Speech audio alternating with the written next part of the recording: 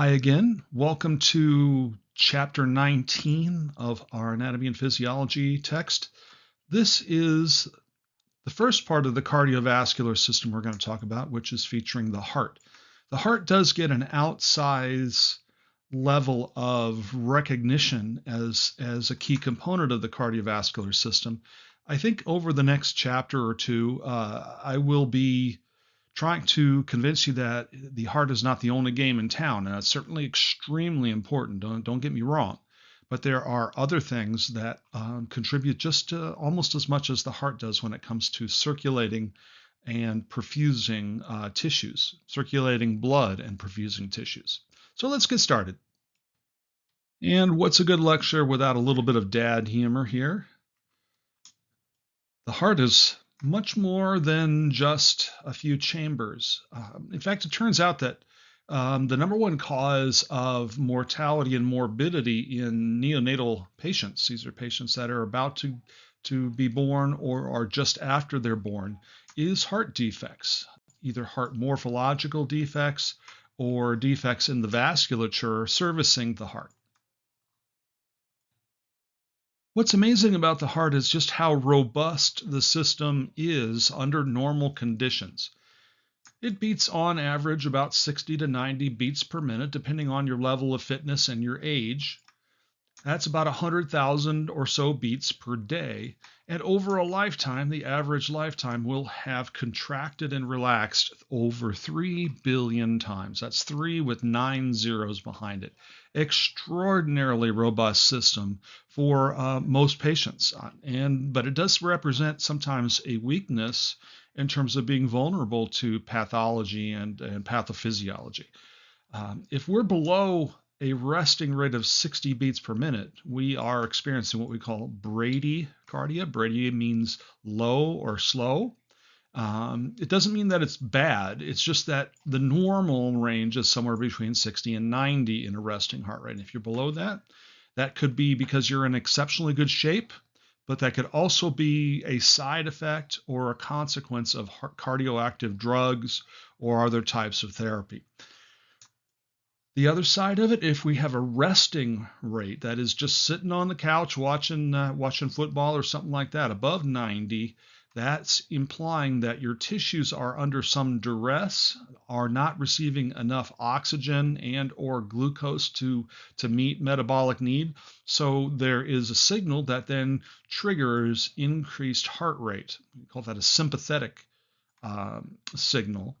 And that's why we would see a heart rate above 90. There are other reasons. Sometimes they are pathological. Sometimes they're not. For instance, if you're out working, you might have an elevated heart rate. If you're stressed out because you're nervous about a quiz or something, you may become tachycardic. So there is a lot of nuance here that we need to think about in terms of the full circumstances of what drive these things. A couple quick questions. Coronary sulcus, that is this groove here. We find that right along this margin right here between the atria. There's one there and one there, the atria and the ventricles, and the coronary arteries tend to run right along that. Then we also have what are called the anterior and posterior interventricular groove, or sulci. There's one right here. I don't know if this one's kind of swinging around the back. What you see here in this area, looks kind of heart-shaped actually, is actually the right ventricle. The left is kind of sitting behind, has much more mass than the right side does.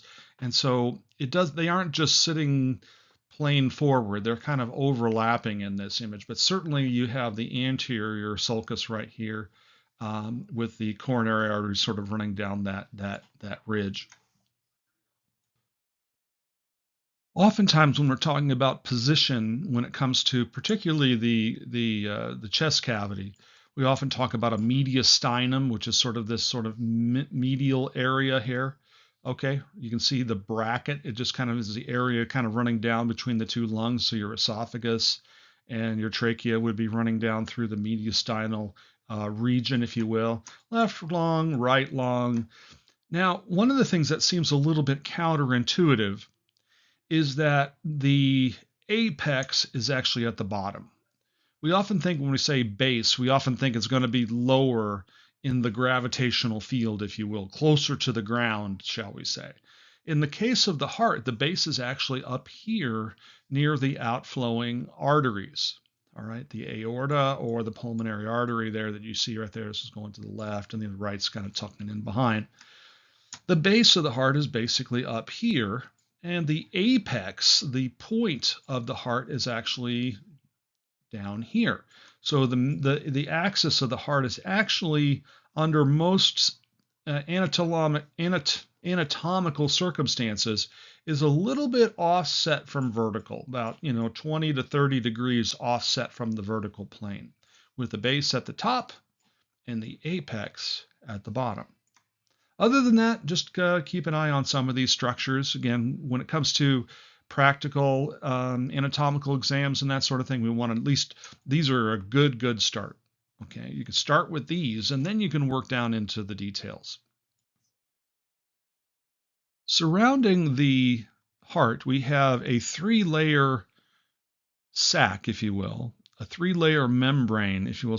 It's very similar to the synovial membranes of our joints, very similar to the pleural membranes between the lung and the chest wall, the pleural cavity. And this is known as the pericardium. So let's talk about the 3 layers real quick. The first layer is dense, very tough connective tissue called the fibrous pericardium. It's the outermost layer. One of the roles of that outermost layer is to prevent overstretching and overfilling of the heart in most moments. There are examples of what we call dilation pathophysiology, where the heart can be overstretched.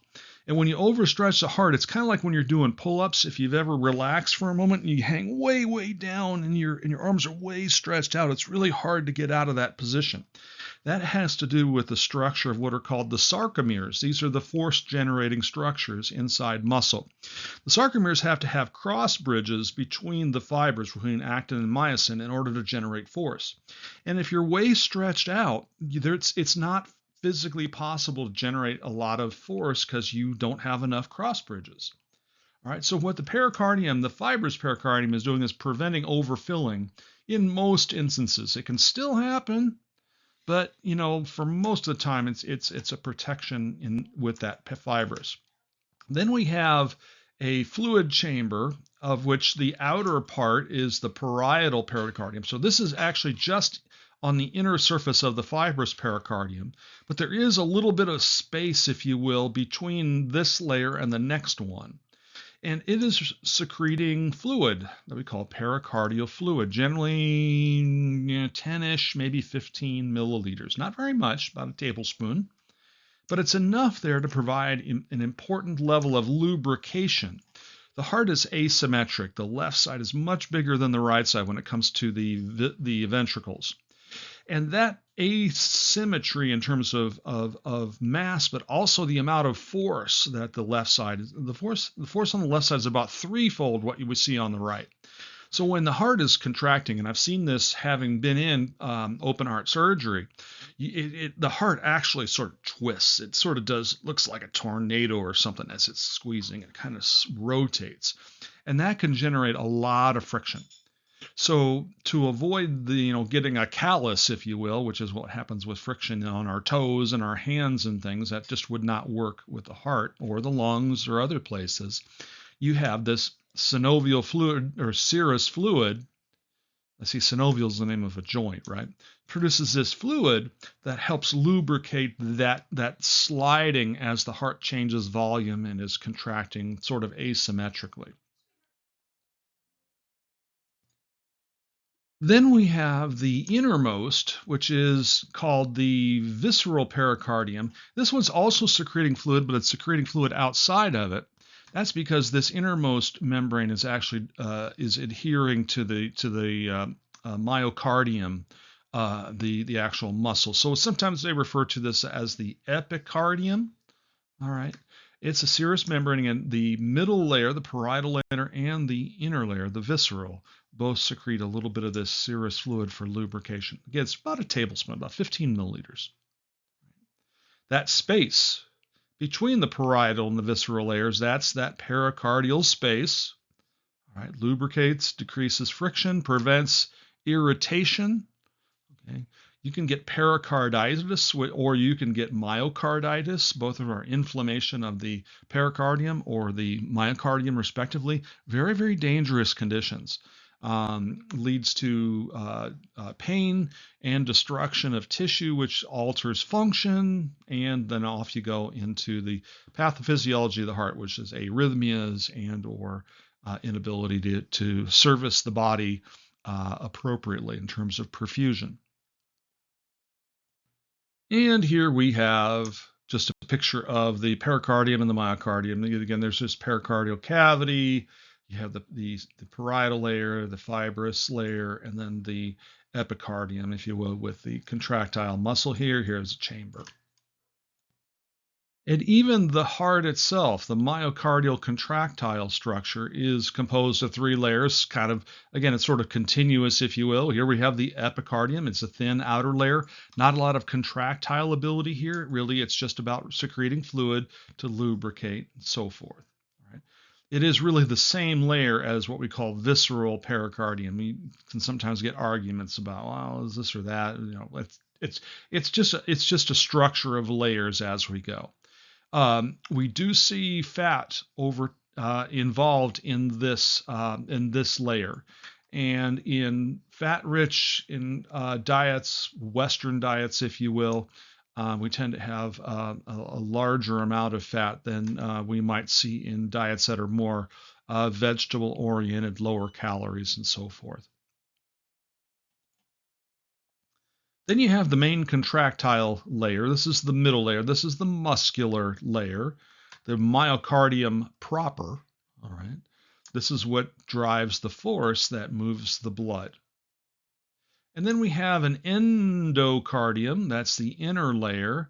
This is simple squamous epithelium. It's comprised of endothelial cells. These are the same kind of cells that we see in blood vessels. Super important for for vascular function, but they are also present inside the heart, and they've got the simple squamous, and they've got that basal lamina. It's areolar connective tissue.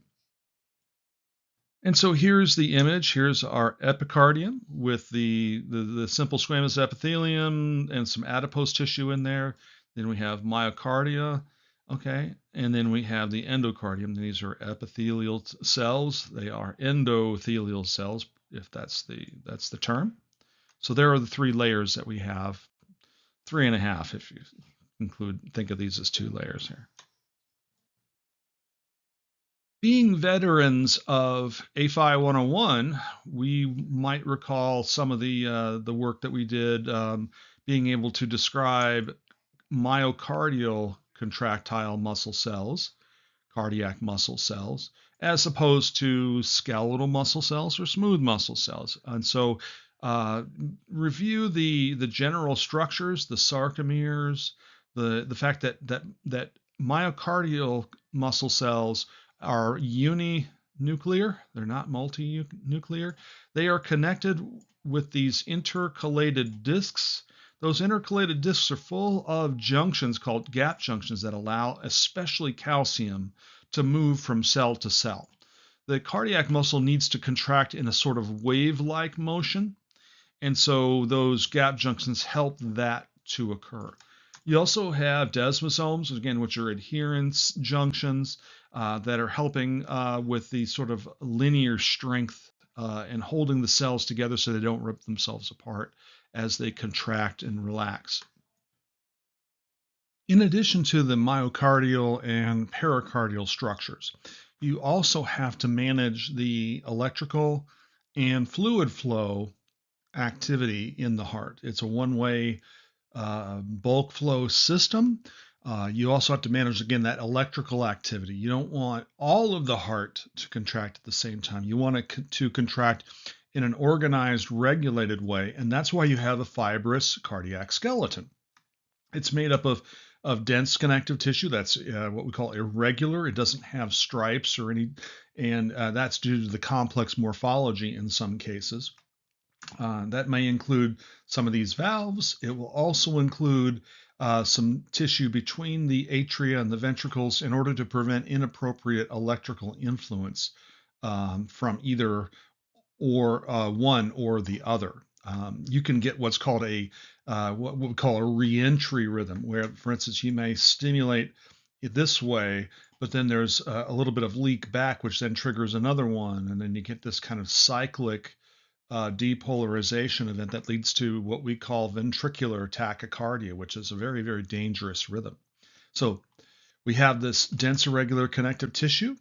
It provides the framework and attachment and so forth. Also provides that electrical insulation and prevents all the chambers from contracting all the time. It's serving as sort of an electrical insulator, a structural support, and ensuring this sort of one-way directional flow in the heart.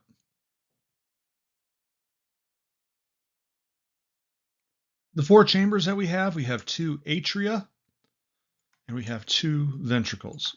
The right side is tasked with receiving blood from the systemic circulation and pumping it towards the pulmonary circuit. The left side receives blood from the pulmonary circulation and then will deliver it towards what we call the systemic circulation route. So they are literally in line with each other. Even though they're side by side, they function. Here goes the blood out, it comes back in, and here goes the blood out again. All right. So two atria and two ventricles. Now, a lot of people believe that the atria are delivering blood by squeezing into the ventricles. That's not true. It's about 10 to 15% of the pre-contractile volume is delivered by atrial contraction. 85–90% occurs when both the atria and the ventricles are relaxed. The blood flows through into the ventricles, filling up, and then the atria are responsible for the final little kick, if you will, of 10 to 15%. Now, dividing these left and right sides, we have muscle as well as some connective tissue, part of that fibrous skeleton. We call this the septum. They divide these chambers between the left and right. There are actually holes in these chambers, which in many cases are due to the fetal circulation as opposed to the adult circulation. And I do believe this is a really, really good chart of the major structures of the heart. I would start with these first. All right. Maybe the hardest one in here is the trabecula carni. There's these little ins and outs, it's part of the chordae tendineae situation, where the chordae tendineae actually supports the valve when it's closed. So when the heart here, when the ventricle contracts, these valves close, and this contraction actually is like a suspension bridge. It prevents the valves from failing inward as the pressures rise prior to ejection from the ventricular chambers. Once the pressure is high enough, then the blood will exit. But we don't want it regurgitating. In fact, regurgitation is actually quite a common pathophysiological condition. You can hear it through auditory means. You can also see it as a reduction in cardiac output. And you have the exterior surface here. The main thing is that you have major arteries. Okay, so we have the superior vena cava, inferior vena cava feeding into the right atrium. You certainly have the aorta here coming out of here that branches off. We have this what's called brachiocephalic, and then we have carotid subclavian on the left. Pulmonary artery, it comes out. So we have this sort of common pulmonary artery or pulmonary trunk that then branches into the left and then branches into the right. People will be less familiar with the sulci, all right. You do have these coronary arteries that may take a little more time, but they're not terribly difficult. If you have this chart and the one previous, you're going to be in really, really good shape. I did allude to this in a previous slide when we talked about the pericardium.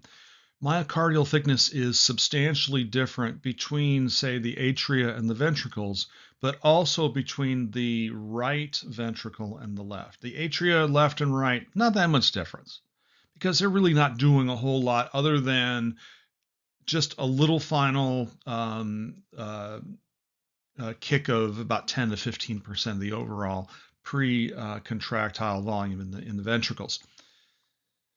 The left ventricle is pumping what we call the systemic circuit, which means that the myocardium is much more robust, thicker walls. It's not more volume. The left and the right side actually have to have identical volumes, or you get fluid buildup. For instance, if the left is moving less volume than the right, that fluid's got to go somewhere, and you know where it goes? Into the pulmonary circuit, and that leads to what we call congestive heart failure.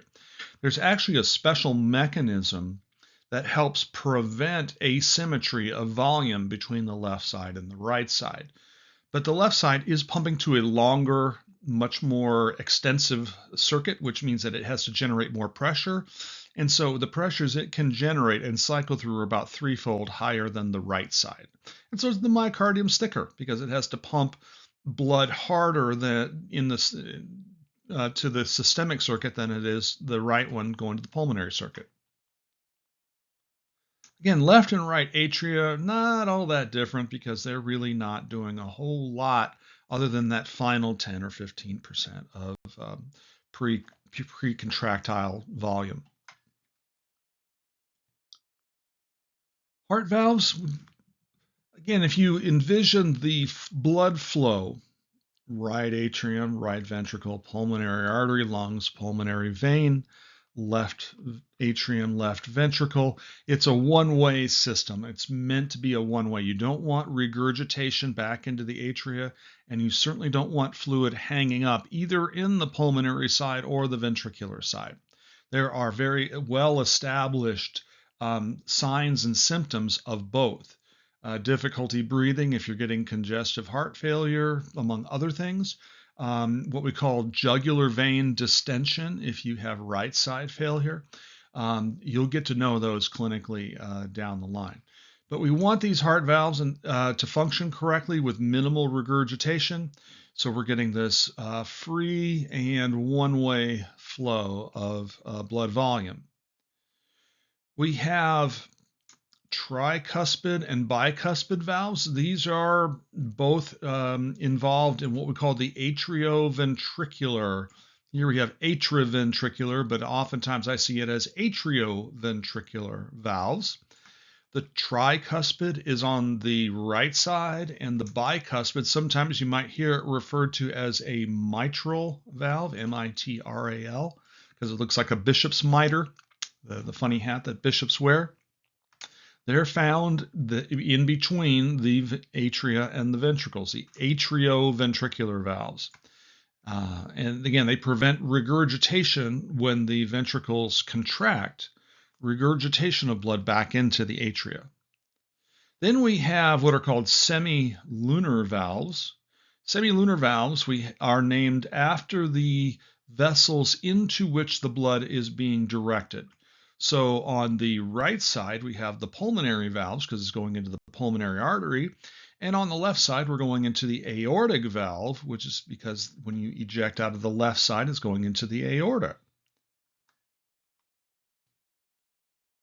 Coming surprisingly soon off of the aorta are the coronary arteries. And the coronary arteries are the vasculature. They're part of the systemic circuit. They are the vasculature that feeds and nourishes, in other words, perfuses the myocardial tissue. And this figure looks really, really imposing. But remember that in Western societies, cardiac perfusion insufficiency, we call it cardiac disease, all right, heart disease, is primarily a perfusion insufficiency of the myocardial tissue. And therefore, the naming of these different arteries and veins becomes quite important. It gives profound influence on on what we call arrhythmias. We lose the regular rhythmic, appropriate electrical and contraction activity in the heart. And so there are several names that we do want to understand, but this is really imposing. Obviously, we're going to name a few of the big ones because if you have an occlusion there, that's going to give profound influence into the type of interaction or uh, you know, you know, the type of therapy that we're going to use to treat the insufficiency. So you have a couple of big ones here. You certainly have the right coronary artery, right? And you have like interventricular and marginal. Just work it out. Okay, start with the big ones, work your way down into the little ones. If you get the big ones first, that's more likely, part because it's easier to find the big ones on the models, okay? And those are where you have your major interventions if there's a disorder of some kind. Then you have the left coronary artery over here. Then you have what's called the circumflex, which is kind of wrapping around towards the back of the heart. You have this anterior interventricular artery because it's serving both ventricles. All right. There's the left, but it's also sliding over there onto the right. Okay. So get, the bolded ones are the ones you're going to want to start with. All right. And then if you're feeling it, you can work on some of these other things. Some of these things we learned from other charts, by the way. Venous drainage of the myocardial tissue is a little bit simpler. This one that's sort of wrapping around back here, we call that the great cardiac vein. You also have this middle cardiac vein, and then there's a small one as well. Then you have, which is really, really hard to see. You hardly ever see it unless you have a cutaway of the heart. You have this thing, it's basically this extra large vein that's sort of not, uniformly tubular. That's why they call it a coronary sinus. Most of us are already going to get this slide pretty easily. We are perfusing tissues using force generated by the heart, and later on when we get to blood vessels, we'll talk about that as well. We need unidirectional flow. We really don't like blood either standing still or flowing, especially flowing backwards. These are side-by-side pumps, but they are working in a serial fashion. That is to say, you go through the right circuit, come back to the left circuit, you send it out into the body. All right. And perfusion is allowing for gas exchange in the tissues. Perfusion of the lungs is causing gas exchange in the lungs. That insertion of volume by the heart, we could get into a more complex physical discussion. That pressure inside a given system is a function of volume, and it is also a function of the size of the container as well. We have not talked about blood vessels yet, but when the heart squeezes volume into the container of the blood vessels, the pressure will rise. We get a transient rise in pressure when the bolus of blood is ejected from the heart. But if we increase heart rate over time, we're going to be sending more volume per unit time into that container, and so blood pressure will rise over time as well. Again, it's connecting the heart. The vasculature is connecting the heart. We all get that. But the arteries and to a certain extent the veins, especially the arteries though, do so much more than just serve as tubes. They are dynamic contractile apparatuses, if you will. The veins have valves, the arteries have smooth muscle. We'll get into that when we talk about the vasculature. And if there ever was a hint to know something as well as you possibly can, here you go. You can't say it any more than that. Vena cava, right atrium, tricuspid, right ventricle, pulmonary valve, pulmonary artery, lungs, pulmonary vein, left atrium, bicuspid / mitral valve, left ventricle, aortic valve, aorta, systemic vasculature. This should be a gimme for the rest of your healthcare career. This is just a relatively simplistic depiction of the pulmonary circuit on the left and the right, and the systemic circuit on the top and the bottom. The right side is pumping into the pulmonary arteries going out over left and right. They're returning via pulmonary veins to the left side. The left side kicks it out into the aorta, which has deviations into the head and neck area, and then down into the body, into the chest cavity, and eventually the legs, and so forth. So the left and right is the pulmonary circuit, and the top and the bottom is the systemic circuit. And as we mentioned in 101, cardiac muscle is autorhythmic. That is, it can self-excite. Muscle as a whole is excitable, but by and large, skeletal muscle is not self-excitable. That's this autorhythmicity, if you will. You can actually take a person's heart out of their body, and if assuming all the other complications of heart donation, insert it into another human being, and the heart will generally work just fine. It doesn't require a whole lot of input in terms of direct innervation. Like, for instance, if we try to do a bicep transplant from one person to another, that bicep, unless it is hooked up neurologically to the central nervous system, is never going to function in the same way that a previous bicep would have. That's not as true in the heart. The heart is a semi-autonomous organ in terms of its electrical activity. Right. So we get an excitation wave that is initiated in the pacemaker, if you will. We call that the sinoatrial node. It used to be that the vena cava was a type of sinus, kind of like the coronary sinus, but in this case it was a venous sinus. But now we call it the vena cava. It's above the right atrium and the vena cava, and it's called the sinoatrial node. It is a bundle of mostly autorhythmic cells. They lack any real contractile activity. What they have is an unstable resting membrane potential, and they're the fastest, or they should be the fastest. They're leading the pace of the depolarization, and then followed by contraction. So it's in the back wall of the right atrium, and it's a part of the superior vena cava. And it's called the sinoatrial node. When we initiate that depolarization wave, it spreads through the atria, and that leads to what we call atrial contraction, otherwise known as atrial systole. That's why, again, because it is the most rapid of the structures that can auto-initiate cardiac rhythms under normal circumstances, that's why we call it the pacemaker. Under unregulated conditions, let's say we go back to that idea of a heart transplant. If we take a person's heart out of one body and donate it to another person, that person who receives that heart will actually experience a slightly elevated rate of contraction, because the autonomic nervous system actually normally slows down the heart rate using the parasympathetic stimulation. So if a heart is left to its own devices, it'll contract, assuming normal function, 70 to 80 times per minute. The parasympathetic system of the autonomic nervous system will slow it down to somewhere around 60.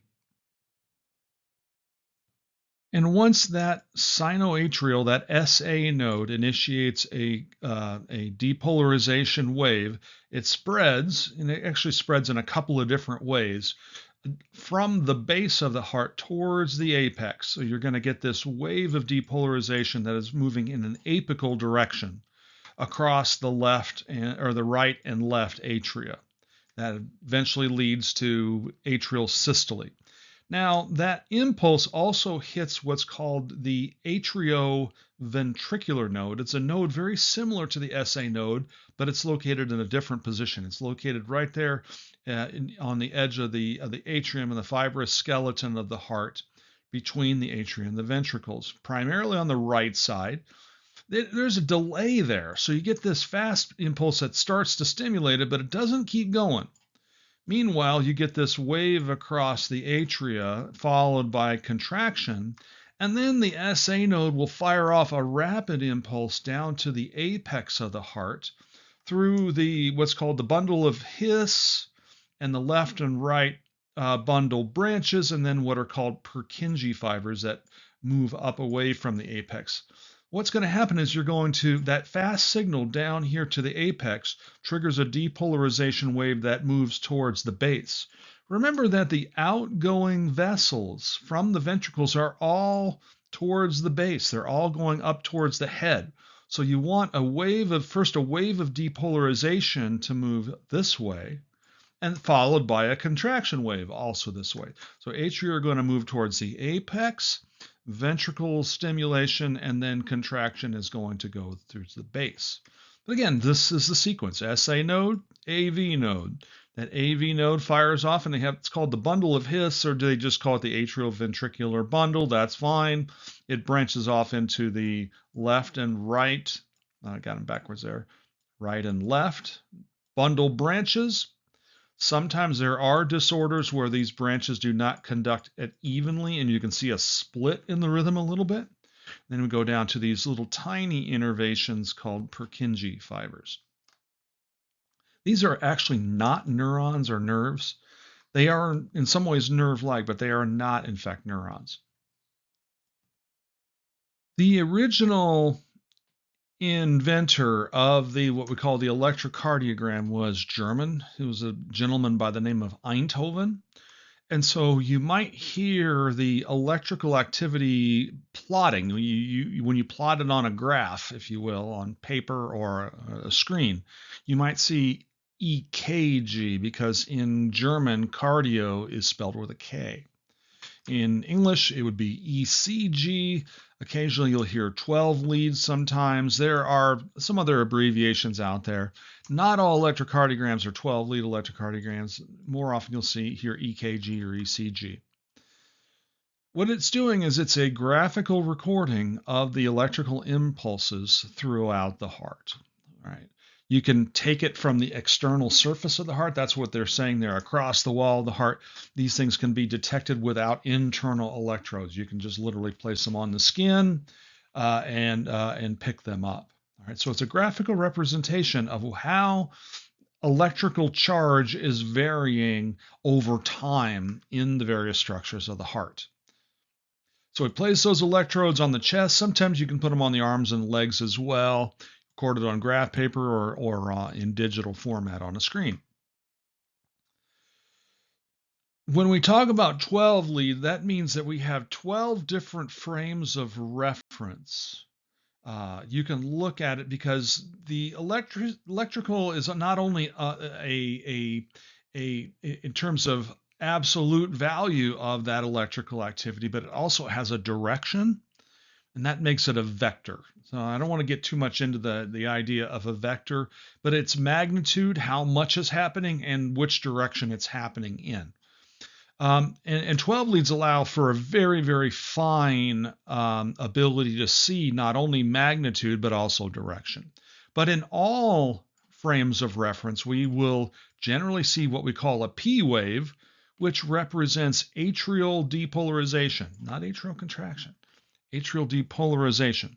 Then we have a three-wave complex, Q, R, and S. It usually looks like a narrow spike, or it should. The QRS wave complex, that is ventricular depolarization. And then we have what's called a T wave, which is ventricular repolarization. Because these waves are moving in different directions, they can look different depending on your frame of reference in using different leads. The most common lead that we look to is called a lead 2, Roman numeral 2, and we'll be looking at pictures of that here shortly. This is the most, what we call, I would call it canonical PQRST structure. This is through what's called a lead 2, like I said, Roman numeral 2. Here's our P wave, that is atrial depolarization. Notice that it is not contraction. Contraction's actually happening between the P wave and the Q wave, all right? We have the QRS complex, is a little deviation here, big upward deflection, little deviation here and back to base. That's the QRS complex. It should be a sharp, narrow, monolithic type of waveform. That again is ventricular depolarization, not contraction. Don't say contraction there because it happens after the initiation of that depolarization. So here's the inferred contraction of the ventricle. Now you will see repolarization occurring in the T wave. That's not relaxation. No. This is electrical activity. Relaxation and contraction are physical events. All right. Let's get this straight. All right. So T wave is ventricular repolarization. Notice that contraction still may be ongoing, but nevertheless, we are getting a repolarization. So this is electrical activity. These are the physical events. All right. Depolarization leads to contraction, systole. Repolarization leads to relaxation, diastole. Okay, diastolic is another way of saying that. All right. So let's depict this over time and with images in the heart. So we get this wave of depolarization going from base to apex in the atria. That's the P wave. All right, so there's the P wave finishing. Now we're going to have a little bit of an interval here because of that delay in the atrioventricular node. Then we get a rapid signal down to the apex. That's really the Q wave. And then we get this big wave of depolarization heading up towards the base. That's the R wave. It first deflects up and then comes back. And then a final little deflection called the S. So that's why we call it the QRS complex. Okay, so when we return back, we get that sort of return to a baseline. It's still a depolarization event. It's just that it's all the way through. We depolarize and then we restore. And then we get what's called a repolarization event, again, starting at the apex, moving towards the base. And that's why the contraction sort of overlaps with the T wave, because maybe you've already contracted here, but you're still actively contracting closer and closer to the base. And that's why you do see some overlap of contraction with the T wave. Okay, so P, QRS, and T. These are electrical events. These are not contractile events. Yes, you can infer contraction, but you don't want to presume that this means contraction. One of the scariest things I ever saw was where somebody had an electrocardiogram but no heartbeat. Okay, that's why you always take a pulse if you aren't monitoring with a plethysmograph. Here in the upper left, you see what we would call your typical middle-aged person's lead to electrocardiogram. P wave, QRS, the three-wave complex of ventricular depolarization, and a T wave. In younger people, that T wave can sometimes be as tall or taller than the QRS complex. So this is in well-regulated sinus rhythm. What we have here, this is called ventricular fibrillation. Not only are you seeing a waveform that is originating from the ventricles, because you don't see the regulated PQRS situation. This is a ventricular rhythm. The rhythm is originating in the ventricles, but it is also irregular in terms of magnitude. If you saw a nice regular ventricular rhythm, it's not nice. But if you see a regular ventricular rhythm, we call that ventricular tachycardia. Because this is irregular, that's why we call it fibrillation. With normal cardiac function, we would also hear regular heart sounds. There are actually 4, but we're going to break it into 2 major ones. We have the lub, all right. This is the closing of the atrioventricular valves. As ventricular pressure rises, those valves close, you get a little bit of turbulence, you get the lub. Then at the end of ventricular systole, as pressure is falling, and now pressure in the ventricles is lower than in the outflowing arteries, you get the aortic and the pulmonary valves closing. and you get what's called the dub or the dup. Sometimes people call it a dup because it's got a little bit of a sharper sound to it. That's the closing of those valves. So there are actually 4 sounds. You have the tricuspid and mitral valves closing. There's 2, but they're very close together. They can be teased apart with computers in particular. And you have the the aortic and the pulmonary valves. If you start to hear differences and you start to discriminate these subwaves, we start to call that a gallop. All right, you might hear like a heart, like a horse gallop. That's what that is when you start to hear these waves separating. It's pretty cool, but not necessarily a good prognostic sign.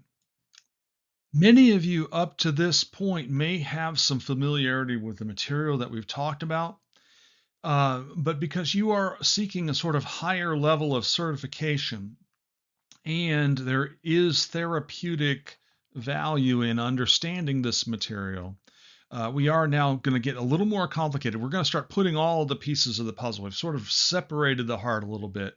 Now let's start integrating them into a contiguous set of events. All right. We call this the cardiac cycle. How electrical activity stimulates contraction and leads to pressure changes and blood flow. All right. We're going to work through one contraction and relaxation cycle. Normally, each one of these takes about 3/4 of a second. They've rounded it up to 0.8 seconds. All right.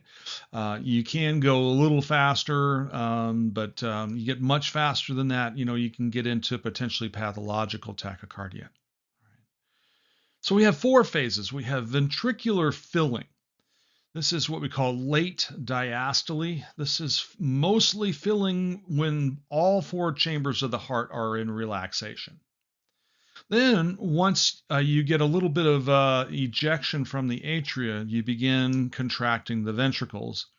But the volume doesn't change. The pressure is rising, but until you have reached a pressure that exceeds the outflowing artery, exceeds the average pressure of the outflowing artery, it will be what we call isovolumetric. So it's contracting, but it's in the process of gaining pressure until that pressure exceeds the outflowing artery. Once it exceeds the outflowing artery, you get ejection, and then we have to relax to a pressure that is lower than the incoming vein. All right, if it's coming out of the vena cava, or it's coming off the pulmonary vein, the chambers of the heart have to be at a lower pressure than those veins. So you do have this isovolumetric relaxation as well. This is kind of tricky to wrap your brain around, so we're going to work on this a little bit. Now, this graph can really give you trouble because it's like a 3-ring circus. You've got the blood flow image down here with the heart, which is great. But what you're showing here is electrical activity, pressures, sounds, and volume specifically of the ventricle. All right. A lot of times it's the left ventricle. We're not going to worry about that. All on the same x-axis. All right. The different colors here represent different phases of the cardiac cycle. So even though these are not the same laterally, they are representing that phrase in time. So it's showing you, that's why it's a 3-ring circus. It's hard to look at all 3 rings simultaneously. You kind of have to look at each ring on its own. Okay, so atrial depolarization followed by atrial systole. What do we see? A little bit of rise because that atria is just kicking a little bit of pressure. Then we have this rise in ventricular pressure, but you don't have ejection. Notice that we do not get a change in volume in that little narrow window there. That's isovolumic ventricular contraction. Okay. Once we have met and exceeded the aortic pressure, and that's what this red line is, it's aortic pressure. Notice it's higher than the ventricular pressure. We get the sound, okay, because the valve's closing. And once we exceed that pressure, that's when we begin squeezing blood into that aorta. And you get this nice little bolus. Now, once ventricular pressure drops below the aortic pressure, right about here, you get the second sound, all right, the aortic valve along with the pulmonary valve. We're not worried about the pulmonary valve all that much. You get isovolumic ventricular relaxation, and it's not until we are below the incoming vein, in this case they're showing the atria here, that you begin filling again. This is late diastole here. All 4 chambers of the heart are relaxed, and this is where most of the volume comes from. Get a little bump during atrial systole, all right, and off we go again. This takes a little bit of time. You're going to have to work on this. This might be one of the tougher physiological phenomenons to put together. But it's showing you everything sort of in real time, what's happening where on the same time axis. This is the same figure as the previous slide. Wow, what a great diagram. This means you should probably get to learn how to interpret it. I will never have you memorize this. Never, never, never, never. All right. You stick around for a while, you'll get to learn it pretty good. But for our purposes, the key is interpretation. What's going on where? What is this right here? Can you relate it to the electrical activity or the volume or the pressure? Where would you find isovolumetric ventricular contraction and isovolumetric ventricular relaxation and so forth? Okay. The one thing I will point out that's kind of wild, and again, this has to do with the way the blood vessels are working, is that here we have ventricular pressure. But why does aortic pressure stay so elevated for so long? That's the secret of understanding the role that vascular system plays in blood circulation. One hard and fast physical rule is that fluid will only flow from an area of higher pressure to an area of lower pressure. So we don't see ejection, which is right here. You can see this drop here in ventricular volume until ventricular pressure has met and exceeded the aortic pressure. That's because the blood can't flow until it's higher in the ventricle than in the aorta, and then you get ejection. Then, in order to get more volume back in the ventricles, you have to get that pressure down below the incoming vein. That's why, even though pressure is dropping like a lead brick, you don't see a rise in volume. It's not until you get below the incoming vein, in this case, the incoming atria, that you get a rise in volume again. And when the atria squeezes, you get about 5, 10, maybe 15%. Isovolumic ventricular contraction, ejection, isovolumic ventricular relaxation, and then we're in late diastole again. That's the trick. You use this as a roadmap. You can try to memorize it. Take your chances. You really do need to be able to sort of understand it and see it in your mind's eye a little bit. Okay? Try to work on this with you. We'll do our best. When it comes to understanding how blood pressure can change, or when we're dealing with cardiac pathologies and failure to perfuse tissues properly, we do have to understand from a couple of different perspectives what the heart is generating in terms of how much is it squeezing every time it squeezes, how is it performing over time. Remember that overall pressure in the body and blood and pressure as a whole is how much fluid do you have and how big is the container that you're putting that fluid in. If you have X amount of fluid in a given amount of container, if you start changing that volume, you're going to start changing pressure. All right. So we have the individual contraction volume. That's called stroke volume. All right. That's how much is squeezed out of the blood when it contracts. And most of the time, the left and the right hand sides are contracting at the same volume. If they start to deviate significantly, we're going to start to get problems. And by and large, every stroke we expel or we eject about 70 milliliters. All right. Stroke volume is the end diastolic volume. All right. So this is how much volume is there at the end of diastole, at the end of relaxation, all right, minus what the volume is after the end that it's contracted. There's going to be some residual blood in there. You're going to have more volume at the end of the relaxing phase when the blood's filling up that chamber versus when the blood has squeezed it out. And if we start to deviate too much from 70, then we're going to have problems with cardiac output, and then certainly we might have mismatch, both of which are potentially serious conditions. So cardiac output is the over time volume that's inserted into the circulation. That means that stroke volume, again, around 70 times heart rate, which is normally around 60, okay?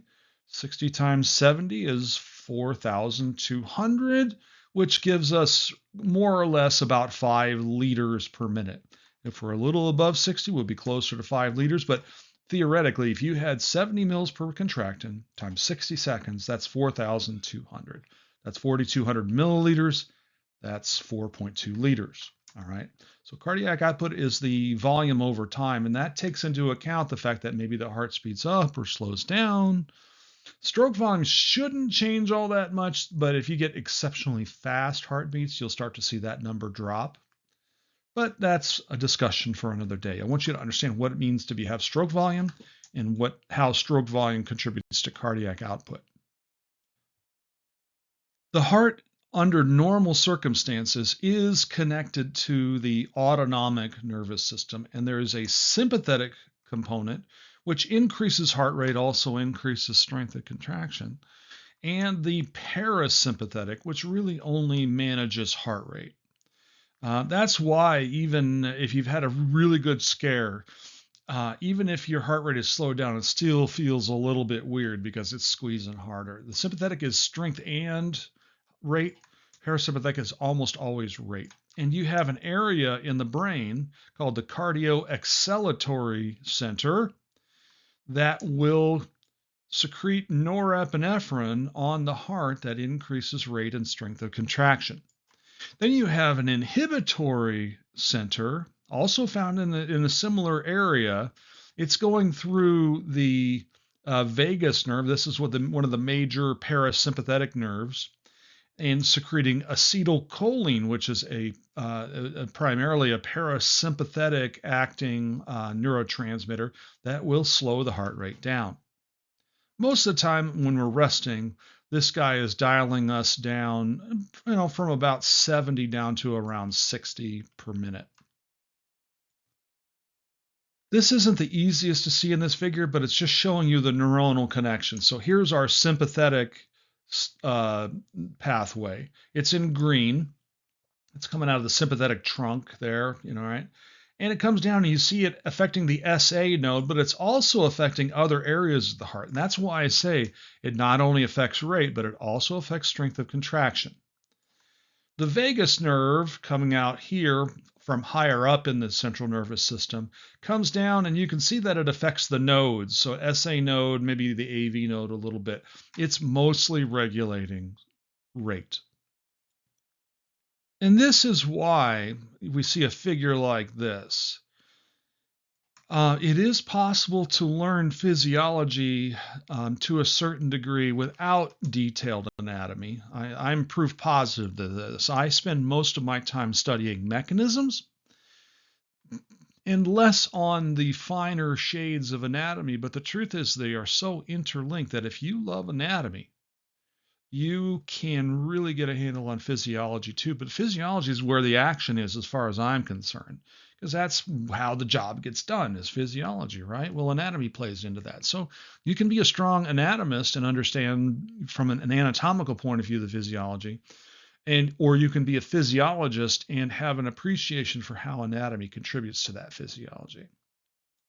Quite possibly one of the most significant undiagnosed physiological, or dare I say pathophysiological conditions, is that of hypertension. They call it the silent killer because oftentimes it will do its damage without any real symptoms that the patient can tell is occurring. In our society and in societies around the world, if you feel fine, you presume you're fine. But unfortunately, with the types of activities that we engage in when it comes to smoking or alcohol consumption, or high fat, high salt, high sugar diets, can lead to this occurring. and thus leading to damage that goes unrecognized until it becomes severe. So anytime we have a systolic, and this also argues for why you should have regular physicals. So anytime that you have a sort of resting systolic above 140 millimeters of mercury, a 140 systolic, and diastolic above 90. So your normal values will be, in and around 120 over 80, and they do tend to rise over time, in age. But if you have a resting 140 over 90 kind of a thing, you're already in the realm of potential hypertension that could use some intervention. The diastolic number in particular can be troubling because what's happening there is now you're seeing pressure waves going through the blood vessels rather than the blood vessels sort of absorbing that pressure and then squeezing back over time. What's happening is that force wave is getting projected down the tube of the artery and right onto more delicate structures like capillaries and arterioles and tissues, which can lead to real peripheral problems. Chronic hypertension is when you have these conditions that exist for weeks and months that go unresolved. And again, that force wave is being projected down into the capillary beds, and that leads to increased leakage and or outright rupture. So you can see in some patients, you might see purpura or presence of blood leak under the skin, and the risk of stroke goes way, way up. And a stroke is just basically a ruptured, sometimes occluded blood vessel in the cerebral vascularization. And how do we control hypertension? Well, some of the easiest things: just try to lower fat, lower salt, lower sugar. Try to eat less processed foods in general. I know that it's not easy. All right, that takes a little bit of mindfulness. When I say moderate exercise, I mean just a good walk after dinner is enough to help. A good walk or two for 30 minutes a day, that's great. That'll really go a long way. Depends on certainly your obesity status, your functionality. If you can't walk or you can't do those things, there are other ways around it. Certainly smoking and drinking alcohol at any level is a risk factor. Smoking at any level is a risk factor. And certain medications will also drive hypertension. Sometimes these medications drive a hormonal change that they call where you have release of antidiuretic hormone. It's a hormone that affects the kidneys, and it causes the kidneys to hold on to fluid. And if you have more fluid, you have more blood pressure. That's syndrome of inappropriate antidiuretic hormone. Another major condition that we face is called atherosclerosis. This is any blood vessel. We talk about arteriosclerosis. Now you're talking about arteries and blood vessels, things that are going away from the heart. But you can see sclerosis in veins. You can also see sclerosis in lymphatics as well.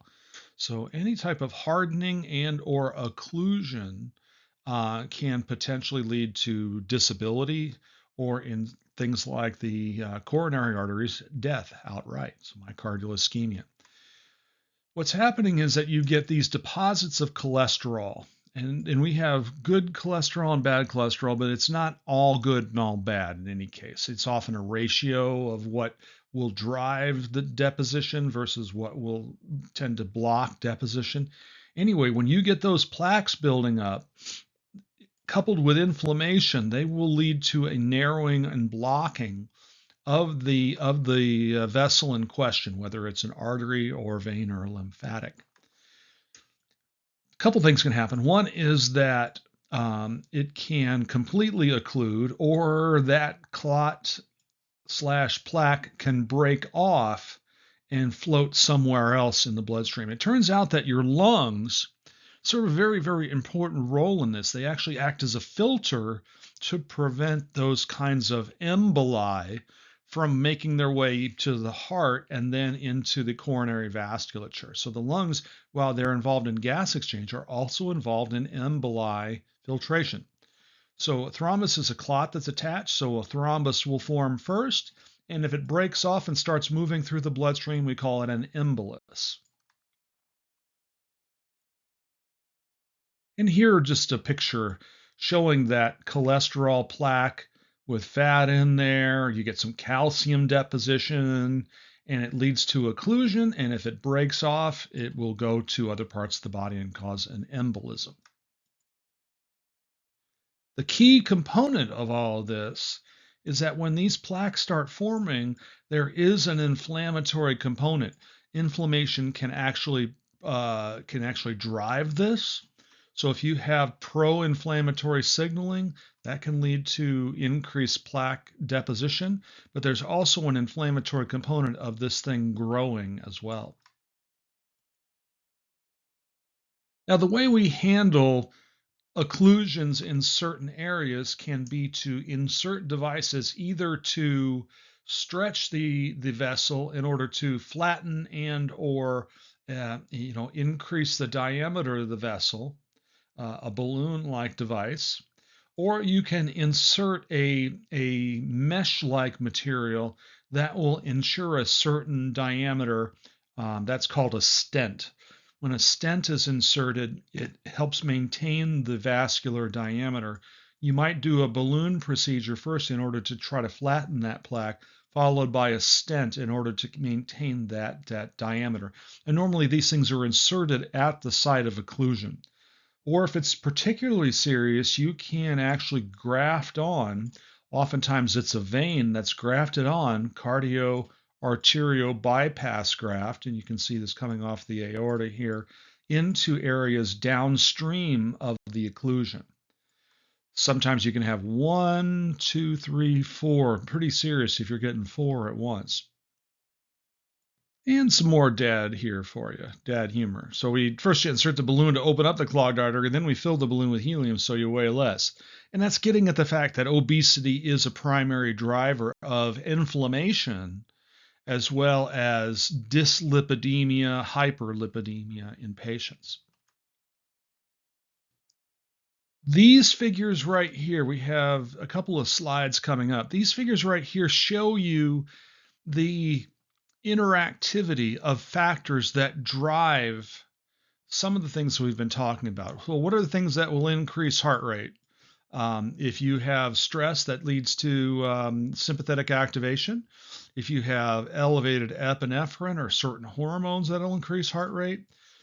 Fitness level, if you are in poor health, poor fitness level, very sedentary lifestyle, and age, all can have inputs on heart rate. And input on heart rate has input on cardiac output. Stroke volume, the size of the heart. You can have issues with hypertrophy due to increased blood pressure and so forth, fitness levels, gender, whether the heart is stiff or it's compliant, how long the heart is allowed to contract. If you have tachycardia, you have a reduced duration of contraction. How much fluid is coming into that heart, preload, how much resistance in the blood vessels as the heart is contracting. That's called afterload. And these all play into the stroke volume. So there's a lot of cross-disciplinary, a lot of integration of different things. It's very difficult to just learn these things absent of the way the other things interact, and that's what makes physiology some tricky stuff sometimes. Same story here, but again, what I would tell you is focus on this first. So with that previous graph that we saw on the previous slide, you start down here. Here's the hard and fast rule: cardiac output, heart rate, stroke volume. Okay, so what affects heart rate?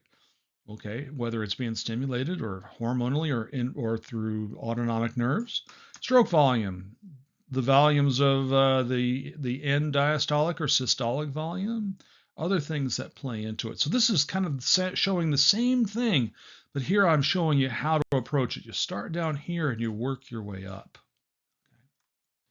And this last slide is showing you the what's called the action potential in a single myocardial cell. So we get a sodium-mediated depolarization. We then get a plateau. So sodium stops coming in, it's being pumped out. You can't see it on this graph here. But if all that was happening was sodium is being pumped out, what you'd see is the charge fall on its own. But it stays up. And that's because late in this rising phase, these channels of calcium open. So even though sodium is being pumped out, there's more calcium coming in, and that maintains the depolarized state. Then those channels close and we get some potassium going on and we drop back to normal. Now, a muscle fiber or a neuron, this up and down would happen within a couple of milliseconds. You can see here that this heart, it sustains that depolarized state for fully a quarter of a second, 250 milliseconds. And that's due, again, because we are using calcium to sustain the depolarized state. And calcium is king in the heart. You'll learn that soon enough, all right? So here's skeletal muscle. You can see very fast action potential followed by contraction. Here's cardiac muscle. Depolarization, calcium comes in, and as that calcium comes in, that triggers contraction. Calcium starts to go out, we begin to relax, okay? So what you see here is an influx in calcium that then triggers contraction. All right, pretty cool stuff.